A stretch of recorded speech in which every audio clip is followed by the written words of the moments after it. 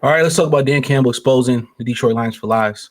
Um, I seen Mike Valenti react to it as well too. I try to find his quote where apparently the NFL said that um, they did not, the referees didn't get buzzed by New York to rescind the Jared Goff touchdown, right? So he said they never got buzzed in to New York. Well, Dan Campbell just exposed that as a lie. You know, the play wasn't reviewable. You know what I'm saying? Um, you couldn't review that play, and they reviewed it. So when you seen that, you knew that they were going to treat the Detroit Lions. All right.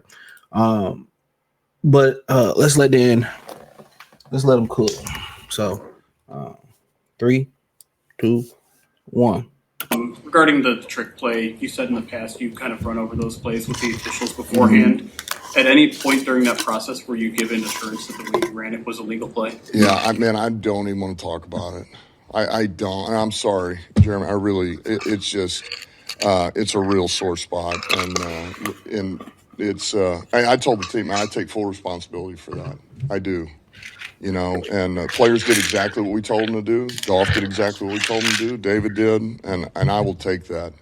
Got to be, you know, you got to make it very clear on where you are, and I did not do that. And I told him I take responsibility for that. All right. So that was his reaction. He didn't want to, per se get into it in that particular clip. So let me pull it up. So I want to say I have it somewhere. So I might have to put it on the screen to find out. But apparently he also said that so on 97 on the ticket, Dan Campbell said he was told that the ruling from the trick play came from New York. So it's on 97 on the ticket. So let's see if I can pull that particular quote up. So, and I can put it on the screen for y'all in a minute. So give me 5 seconds.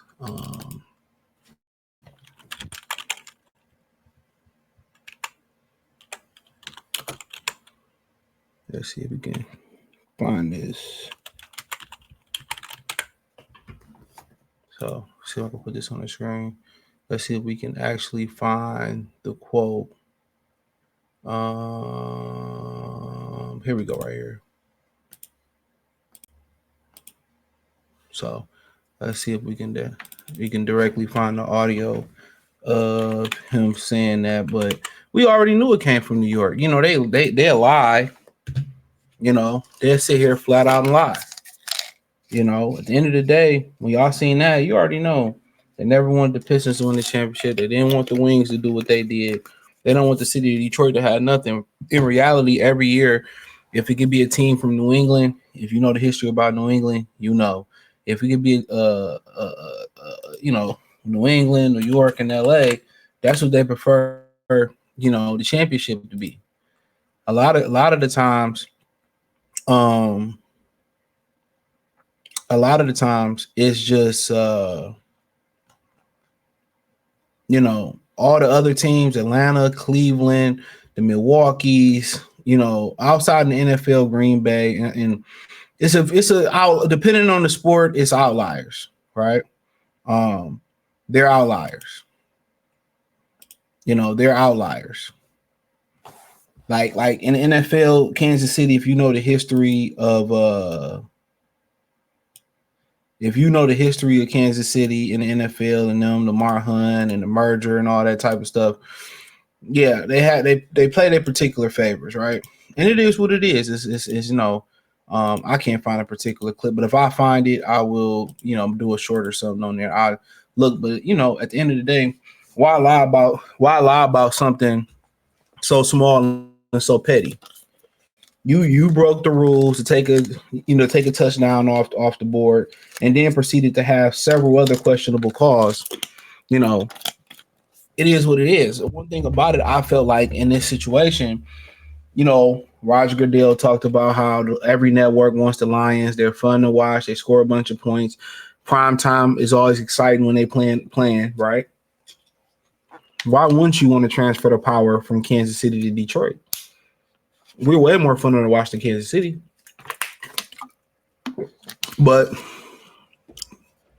it's an unspoken rule in sports. Detroit can't have nothing. I'm telling y'all, Cleveland's the same way.